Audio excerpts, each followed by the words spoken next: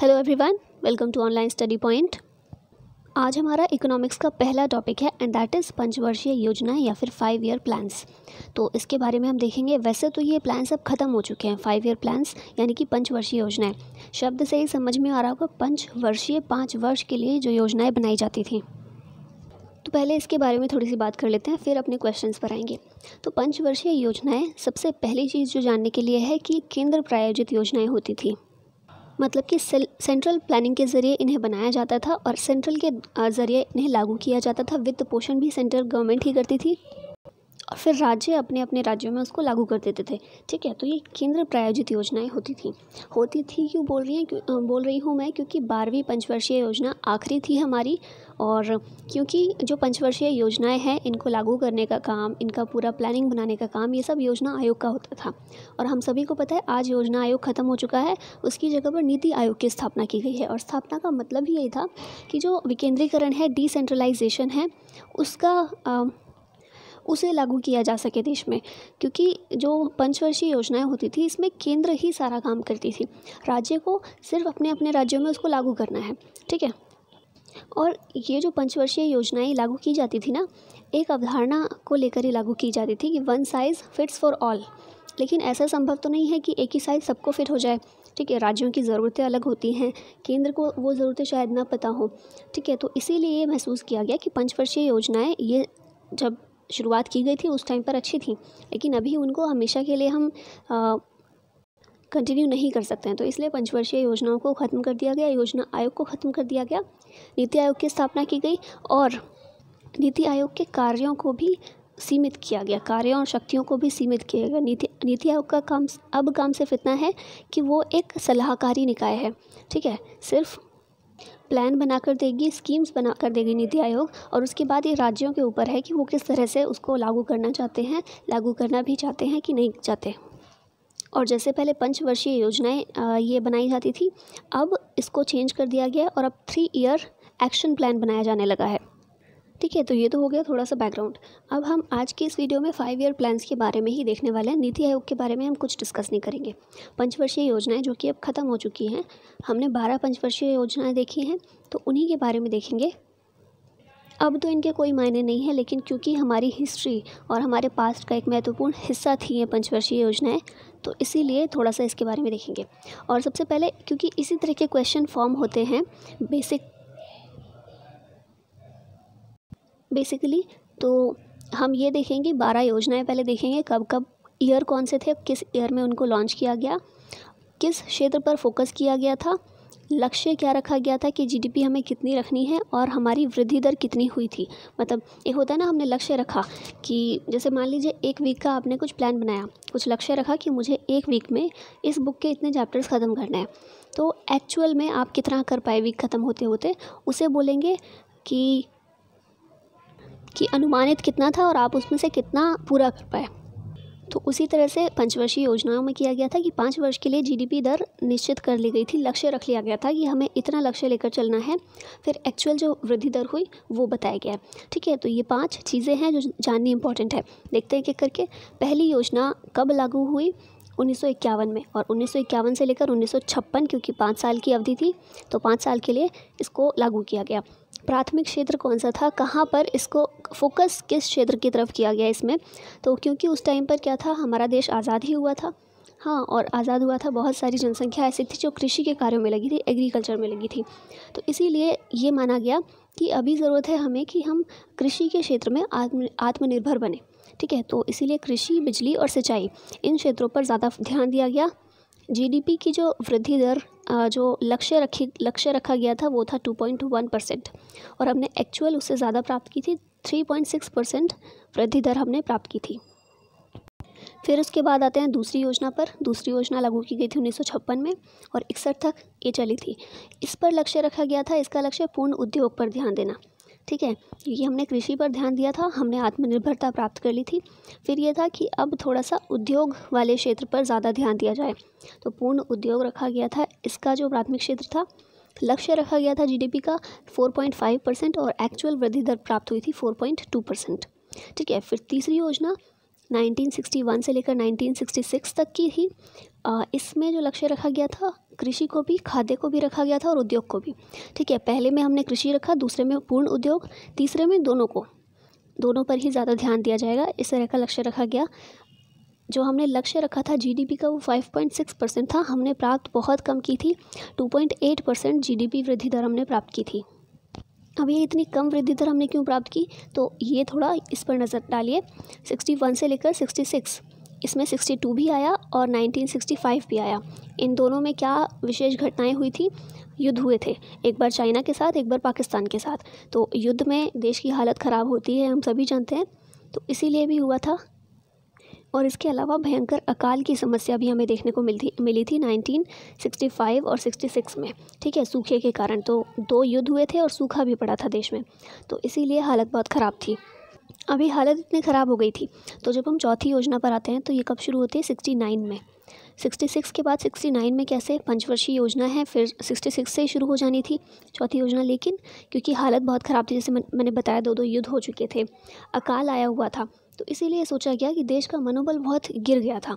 तो ये सोचा गया कि अभी क्या करते हैं कि 66 से लेकर 69 तक एक वर्ष के लिए प्लान बनाते हैं, 1 वर्षीय योजना लागू की जाती है। तो क्या होता है 66 में 66 से 67, 67 से 68 और 68 से 69, ये 3 वर्ष के लिए एक वर्षीय योजना लागू की गई। ठीक है, और इस अवधि को क्या बोला जाता है? इम्पॉर्टेंट है, याद रखिएगा। ये जो 3 वर्षों तक एक वर्षीय योजना बनाई गई, उस अवधि को कहा जाता है योजना अवकाश। ठीक है, जो 5 वर्षीय योजना चल रही थी उसको अवकाश दे दिया गया। और फिर 69 में चौथी योजना बनाई गई और फोकस फिर से रखा गया कृषि पर, क्योंकि बताया मैंने जैसे कि अकाल पड़ा था, सूखा पड़ा हुआ था, तो हालत ख़राब हो गई थी, हम फिर से आत्मनिर्भर नहीं रहे थे, तो इसीलिए कृषि पर फोकस किया गया। और जो लक्ष्य रखा गया था जीडीपी का 5.7% रखा गया था, लेकिन कितनी हमने प्राप्त की उसका एक्चुअल डेटा ठीक से नहीं कहीं मिल रहा है, मतलब इंटरनेट पर मुझे कहीं नहीं मिला। अगर कहीं मिलता है तो मैं ज़रूर आपको दूंगी, और हो सकता है मेरे कुछ पुराने नोट्स में हो वो, तो मैं ज़रूर आपको ढूंढकर वो प्रोवाइड कर दूंगी, टेलीग्राम पर आपको मिल जाएगा वो। आगे देखते हैं, फिर आते हैं 5वीं योजना पर। ये कब शुरू की गई? 1974 से लेकर 79।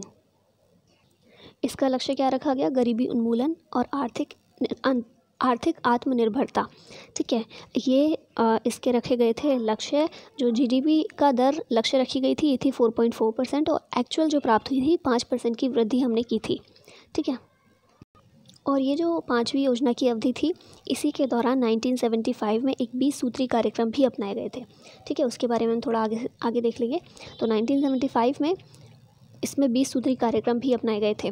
फिर छठी योजना, इसकी शुरुआत कब की गई? 1980 से लेकर 1985 ये चली। इसमें जो मुख्य फोकस रखा गया कृषि और उद्योग, लेकिन गरीबी उन्मूलन जो 5वीं योजना का लक्ष्य था ना, ये भी इसमें बहुत इंपॉर्टेंट था, क्योंकि ये जो छठी योजना की शुरुआत ही हुई थी ना, अवधि देखिए कौन सी है, 1980 से 85। तो इस योजना की शुरुआत ही की गई थी गरीबी हटाओ के नारे के साथ। ठीक है, तो गरीबी उन्मूलन भी इसका एक महत्वपूर्ण भाग था, और कृषि उद्योग इन पर फोकस करना था। जो हमने लक्ष्य रखा था जीडीपी का 5.2% और एक्चुअल प्राप्त हुई थी 5.5%। ठीक है, फिर 7वीं योजना, इसकी शुरुआत हुई थी 1985 में और 90 तक ये चली थी, तो 85 से 90 5 साल के लिए। इसमें जो फोकस किया गया ऊर्जा और खाद्य पर, और जीडीपी का लक्ष्य हमने रखा 5%, एक्चुअल प्राप्त हुई 6%। ठीक है, और क्योंकि 7वीं योजना के बाद से हम देखते हैं कि आधुनिकीकरण पर बहुत ज़्यादा फोकस हमारा जाने लगा था। ठीक है, कंप्यूटर्स आने लगे थे देश में, हम बाहर की कंपनीज़ को अलाउ करने लग गए थे, तो ये सब चेंजेस आने शुरू हो गए थे। तो हम 90 के बाद देखते हैं 8वीं पंचवर्षीय योजना में 92 से शुरू होती है ये। तो 90 के बाद तो 90 से ही शुरू हो जानी चाहिए थी, 90 से 95 तक, लेकिन ये ऐसे नहीं हुआ, और दो वर्ष के लिए फिर से एक वर्षीय योजनाएँ बनाई गई।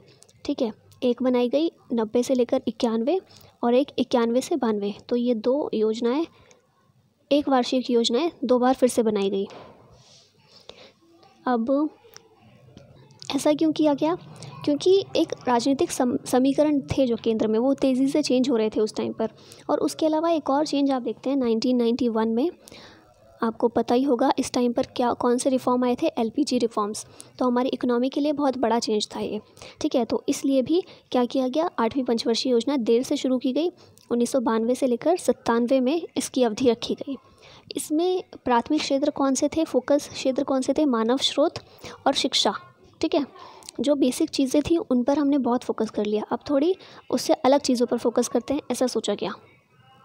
और इसमें 8वीं पंचवर्षीय योजना में जीडीपी का लक्ष्य रखा गया 5.6% और वास्तविक कितनी थी वो भी यहाँ पर नहीं दी गई है।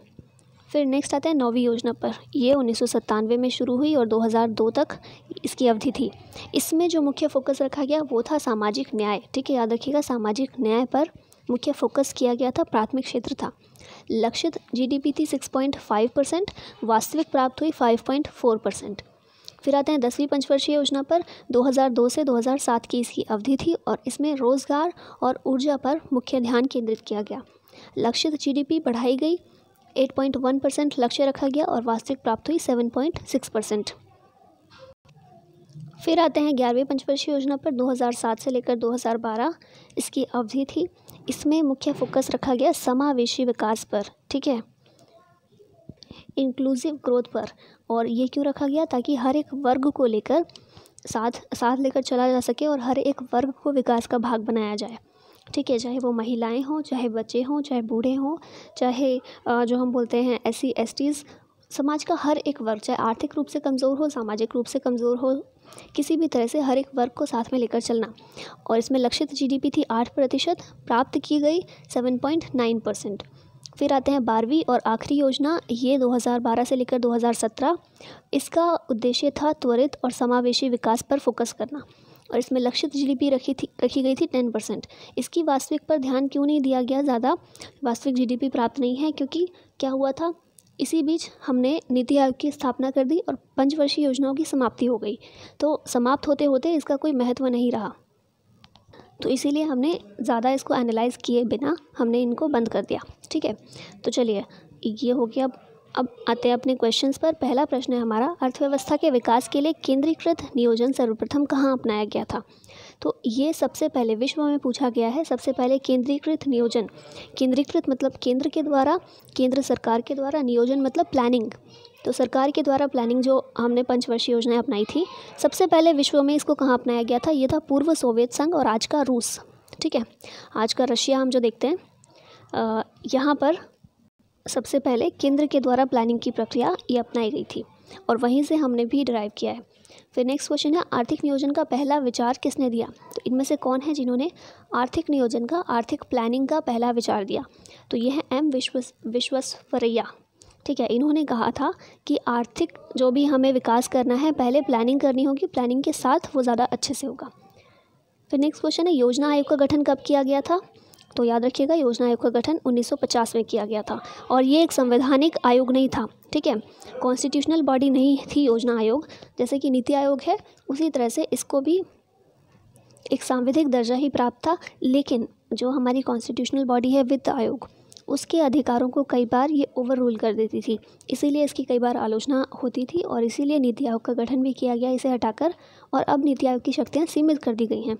ठीक है, नेक्स्ट क्वेश्चन है, 1 जनवरी 2015 को औपचारिक रूप से योजना आयोग को समाप्त कर इसके स्थान पर कौन सा नया निकाय का गठन किया गया।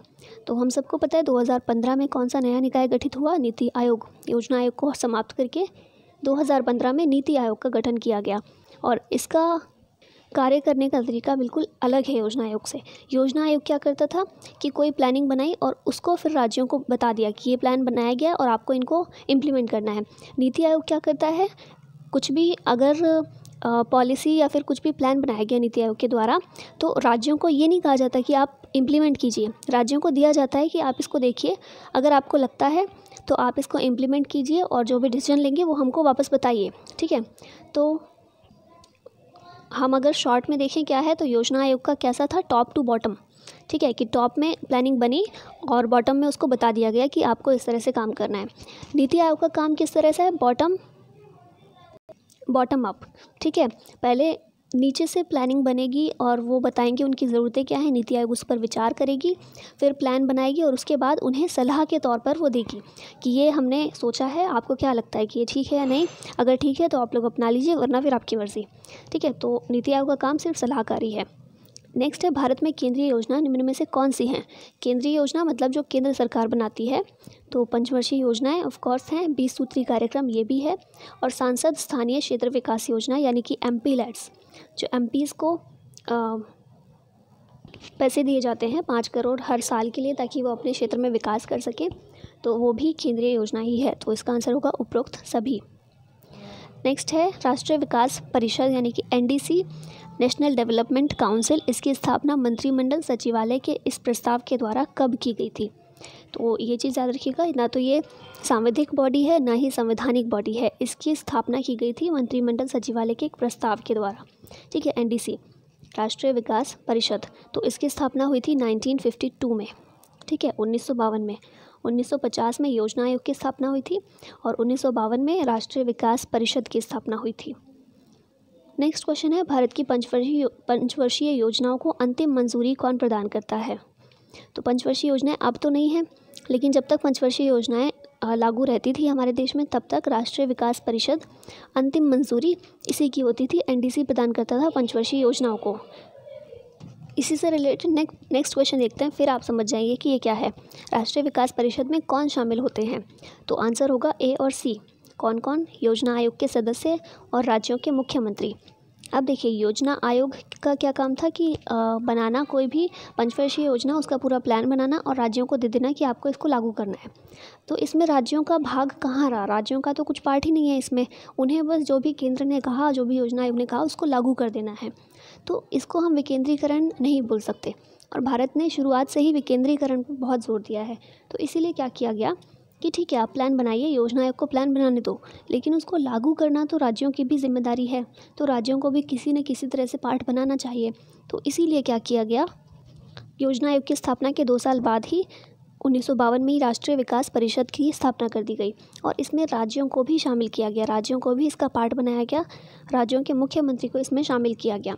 और इसमें शामिल वैसे कौन कौन था, कौन कौन होते हैं शामिल? तो हमारे प्रधानमंत्री इसके अध्यक्ष होते हैं, उसके अलावा सभी राज्यों के मुख्यमंत्री इसमें होते हैं, और योजना आयोग के सभी सदस्य इसमें शामिल रहते हैं। तो अब देखिए, योजना आयोग जो प्लानिंग बनाएगा वो भी राज्यों के सामने रखी जाएगी। राज्यों की अगर कुछ सोच है तो वो भी रख सकते हैं वहाँ पर, प्रधानमंत्री भी उसमें होंगे। तो इसीलिए राज्यों को इन पंचवर्षीय योजना का पार्ट बनाने के लिए इसकी स्थापना की गई, राष्ट्रीय विकास परिषद की स्थापना की गई। और जैसा हमने इस क्वेश्चन में देखा था कि पंचवर्षीय योजनाओं को अंतिम मंजूरी कौन देता है, राष्ट्रीय विकास परिषद, और इसमें कौन होते हैं, राज्यों के मुख्यमंत्री भी होते हैं। ठीक है, तो अंतिम मंजूरी इसीलिए इसके ऊपर रखी गई कि अंतिम मंजूरी आप ही देंगे, क्योंकि यहाँ पर विकेंद्रीकरण हमें लाना है, तो राज्यों की परमिशन के बाद ही हम ये चीज़ करेंगे। ठीक है, पंचवर्षीय योजनाओं को लागू करेंगे। तो इसीलिए फिर की गई राष्ट्रीय विकास परिषद की स्थापना। अब इसका अब क्या स्टेटस है राष्ट्रीय विकास परिषद का? तो अभी क्या है, योजना आयोग का तो काम था कि योजनाओं को लागू करना है उसको, तो इसलिए राष्ट्रीय विकास परिषद बनाया गया कि राज्यों को भी शामिल किया जाए उसमें, है ना। लेकिन अब क्या है, अब नीति आयोग है। नीति आयोग का काम सिर्फ सलाह देना है, प्लानिंग बना के उसको देना है, ना कि लागू करना। तो अभी क्या कर दिया गया है, नीति आयोग के अंदर ही एक शाखा के रूप में राष्ट्रीय विकास परिषद को रखा गया है। इसको ख़त्म नहीं किया गया है, लेकिन एक शाखा के रूप में इसको अभी भी बना के रखा गया है। लेकिन इसका ज़्यादा कुछ काम नहीं है अब, क्योंकि खुद नीति आयोग का काम ही बहुत सीमित कर दिया गया। तो नीति आयोग के अंदर ही है, अभी पूरी तरह से ख़त्म नहीं है। ठीक है, आई होप समझ में आया हो। नेक्स्ट क्वेश्चन है, भारत की प्रथम पंचवर्षीय योजना कब शुरू हुई थी। तो हमने देखा है, लिस्ट पूरी देखी थी, कब शुरू हुई, 1951 में। ठीक है, नेक्स्ट क्वेश्चन है, भारत की प्रथम पंचवर्षीय योजना किस मॉडल पर आधारित थी। तो याद रखिएगा, हेरोड-डोमर मॉडल। ठीक है, इस मॉडल पर आधारित थी प्रथम पंचवर्षीय योजना। भारत की प्रथम पंचवर्षीय योजना का प्रमुख लक्ष्य क्या था। तो प्रमुख लक्ष्य था कृषि का विकास। ठीक है, मैटूर बांध, भाखड़ा नांगल, दामोदर घाटी और हीराकुंड नदी परियोजनाएं किस पंचवर्षीय योजना में प्रारंभ की गई थी। तो ये पहली पंचवर्षीय योजनाओं में ही इनकी शुरुआत की गई थी। निम्न में से कौन सी पंचवर्षीय योजना महालनोबिस विकास मॉडल पर आधारित थी। महालनोबिस विकास मॉडल बहुत इंपॉर्टेंट है, पहली का भले याद मत रखिए, इसको ज़रूर याद रखिएगा, ये थी दूसरी पंचवर्षीय योजना। ठीक है, महालनोबिस विकास मॉडल PC महालनोबिस के नाम पर इस मॉडल का ये नाम है। उन्होंने ही जो तेज़ी से औद्योगिकरण की बात कही थी, और इस योजना का लक्ष्य भी दूसरी योजना का लक्ष्य यही रखा गया था, तो इसीलिए इसको कहा जाता है महालनोबिस विकास मॉडल। द्वितीय पंचवर्षीय योजनाओं में किस क्षेत्र के विकास पर सर्वाधिक बल दिया गया था। तो ये है अधोसंरचना, सॉरी इसका आंसर होगा उद्योग, है ना।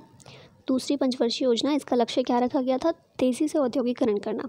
तो उद्योगों पर ज़्यादा फोकस किया गया था, उद्योगों पर, और पूंजीगत माल को प्राथमिकता दी गई थी। ठीक है। फिर नेक्स्ट क्वेश्चन है, भारत में औद्योगिकरण की प्रक्रिया किस पंचवर्षीय योजना में प्रारंभ की गई थी?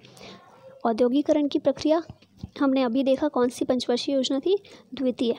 तो दूसरी पंचवर्षीय योजना में औद्योगिकरण की प्रक्रिया शुरू की गई थी भारत में। ट्रिकल डाउन थ्योरी का अनुसरण कौन सी पंचवर्षीय योजना में किया गया था? ट्रिकल डाउन थ्योरी, इसका अनुसरण किया गया था तीसरी पंचवर्षीय योजना में। ये ट्रिकल डाउन थ्योरी का क्या मतलब होता है? तीसरी योजना में इसका अनुसरण किया गया था। और ट्रिकल डाउन थ्योरी होती है कि जो भी वेल्दी लोग हैं, जो भी अमीर लोग हैं या फिर बिजनेस क्लास के लोग हैं, उनके टैक्स में रिड्यूस किया जाए, ठीक है, रिडक्शन किया जाए, उनका टैक्स कम किया जाए। और टैक्स कम होगा तो क्या होगा? वो इन्वेस्टमेंट करेंगे और फिर उनका इन्वेस्टमेंट ओवरऑल समाज के लिए, पूरे सोसाइटी के लिए फ़ायदेमंद होगा। तो इसे कहा जाता है ट्रिकल डाउन थ्योरी। तो तीसरी योजना में कृषि पर भी ध्यान दिया गया था और ट्रिकल डाउन थ्योरी, इसका अनुसरण किया गया था। नेक्स्ट क्वेश्चन है, भारत में कौन सी पंचवर्षीय योजना डीपी धर मॉडल पर आधारित थी? तो डीपी धर मॉडल पर आधारित योजना थी पाँचवीं। ठीक है। नेक्स्ट क्वेश्चन है, किस पंचवर्षीय योजना के दौरान भारत ने गरीबी हटाओ का नारा दिया था? गरीबी हटाओ का नारा ये पाँचवीं पंचवर्षीय योजनाओं के दौरान ही दिया गया था, क्योंकि इसमें मुख्य जो इसका लक्ष्य भी रखा गया था पाँचवीं योजना का, हमने पीछे देखा था ना कि गरीबी उन्मूलन इसका एक मुख्य लक्ष्य था। तो गरीबी हटाओ का नारा पाँचवीं पंचवर्षीय योजना। किस पंचवर्षीय योजना के दौरान भारत ने मिश्रित अर्थव्यवस्था चुनी थी? तो मिश्रित अर्थव्यवस्था हमने कब चुनी थी? कौन सी पंचवर्षीय योजना के दौरान? दूसरी पंचवर्षीय योजना के दौरान। ठीक है, दूसरी पंचवर्षीय योजना के दौरान मिश्रित अर्थव्यवस्था। भारत में योजना अवकाश कब घोषित किया गया था? योजना अवकाश कब घोषित किया गया था? हमने देखा था तीसरी पंचवर्षीय योजना के बाद 3 वर्ष के लिए योजना अवकाश घोषित किया गया था और एक एक वर्षीय योजना बनाई गई थी। किन वर्षों के बीच 3 वार्षिक योजनाएं लागू की गई थी? तो याद कीजिए, 1966 में तीसरी पंचवर्षीय योजना खत्म हुई थी और 66 से 69, 66 से 69 तक 3 वार्षिक योजनाएं लागू की गई थी। महिलाओं के सशक्तिकरण के लिए राष्ट्रीय नीति किस वर्ष में अपनाई गई थी? तो महिलाओं के सशक्तिकरण के लिए, महिलाओं की बात पहले होती नहीं थी, ठीक है, फिर 2001 में हमने महिलाओं के सशक्तिकरण के लिए राष्ट्रीय नीति की बात की। निम्नलिखित में से किस पंचवर्षीय योजना में आर्थिक समृद्धि की दर अपने लक्ष्य से अधिक रही? इनमें से कौन सी पंचवर्षीय योजना थी जो आर्थिक समृद्धि की दर, हमने लक्ष्य जो रखा था उससे ज़्यादा थी? तो हमने देखा था पाँचवीं पंचवर्षीय योजना, जिसका लक्ष्य था 4.4 और एक्चुअल में हमने 5% की वृद्धि दर प्राप्त की थी। ठीक है, तो ये पाँचवीं पंचवर्षीय योजना थी जिसमें आर्थिक समृद्धि की दर अपने लक्ष्य से अधिक रही थी। नेक्स्ट क्वेश्चन है, किस पंचवर्षीय योजना अवधि के दौरान सरकार ने वह कृषि नीति बनाई जिसने हरित क्रांति को जन्म दिया? तो कौन सी पंचवर्षीय योजना के दौरान ये बनाई गई? तो ये चौथी पंचवर्षीय योजना के दौरान, ठीक है, 4th 5 ईयर प्लान के दौरान।